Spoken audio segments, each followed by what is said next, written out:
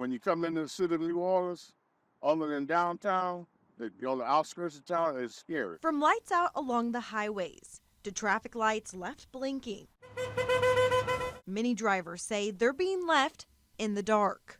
Not again. It's too dangerous around here not to have functioning traffic lights. I don't understand why it's so hard to get it fixed. Disturbing. I mean, we pay our taxes. With hundreds of lights and traffic lights not working right now, WDSU Investigates sits down with city leaders who are trying to bring those causing these frustrations into the light. When you see street lights out, it's not because of dysfunction or lack of maintenance, but someone has taken or stolen the copper out of one of the boxes, 3 lights down, and it's affected a whole block. Gilbert Montano, the chief administrative officer for the city, says copper thefts are not only keeping communities unlit, they're costing you money. It's hundreds of thousands of dollars. Find that people are actually tethering the pole to a truck and pulling the pole right off the foundation. So then we have to fix foundations and conduits. Again, that takes time. Just to replace a pole comes at a high price tag. The pole itself is $4,000. The labor work to put it in, $1,800.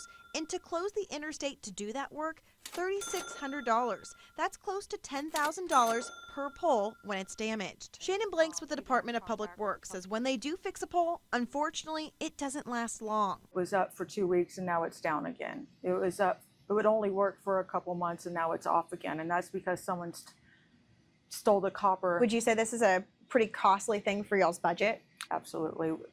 It's always reactive.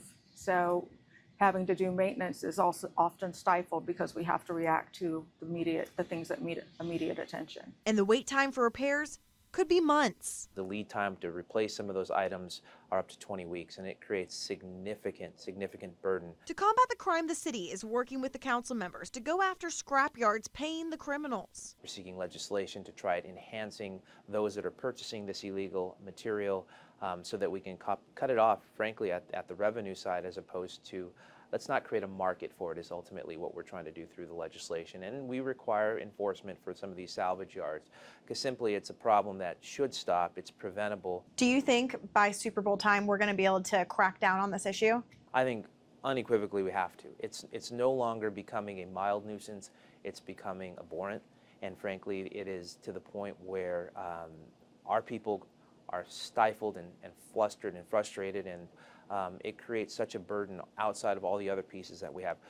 We have enough of our own challenges on our day-to-day maintenances. Adding this to it is just sometimes insurmountable. Now, DPW is in talks with the security committee for the Super Bowl. In case something like that happens during that time, they say they're going to have supplemental lighting, try to keep the lights on. Reporting here at the station, I'm Cassie Sherm, WDSU Investigates.